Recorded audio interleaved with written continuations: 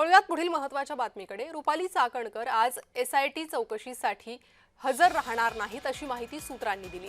भोंदू अशोक खरात प्रकरणातली ही मोठी अपडेट आहे। खरातच्या मोबाईल डेटावरून आज क्रॉस चौकशीवर भर दिला जातोय। एसआयटी कडून पुढील काही तासांत महत्त्वाचे खुलासे होण्याची शक्यता आहे। अशात तपासासाठी चाकणकर यांना उपस्थित राहण्यासाठी नोटीस बजावण्यात आली होती, मात्र त्या हजर राहणार नसल्याचं कळतंय।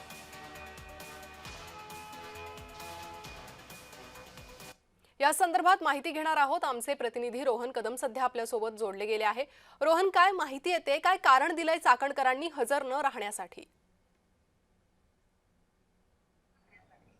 खरं तर जी माहिती मिळते ती संपूर्ण माहिती सूत्रांच्या माध्यमातून मिळते। थेटपणे रुपाली चाकणकर यांच्याकडून याबद्दल काही बोलणं किंवा मीडिया माध्यम असेल किंवा इतर प्रतिनिधी असतील यांच्याशी संपर्क करणं रुपाली चाकणकरांनी टाळलेलं पाहायला मिळतंय। कुठलेच फोन रुपाली चाकणकर यांच्याकडून उचलले जात नाहीयेत आणि त्यांच्याकडून याबाबतची अधिकृत माहिती मिळत नाहीये। परंतु जी माहिती सूत्रांच्या हवाल्यातून मिळते त्या माहितीच्या अनुषंगाने रुपाली चाकणकर यांना एसआयटीने जे आहे ते कालच अशा प्रकारचं समन्स बजावलेलं होतं आणि त्यांना एसआयटी समोर चौकशीसाठी बोलवण्यात आलेलं होतं। परंतु रुपाली चाकणकर यांनी काही कारण देत चौकशीला जाणं टाळलेलं पाहायला मिळतंय। कारण का ज्या पद्धतीने रुपाली चाकणकरांवर काही दिवसांपासून टीकेची झोड जी आहे ती संपूर्ण या प्रकरणामध्ये उठलेली होती।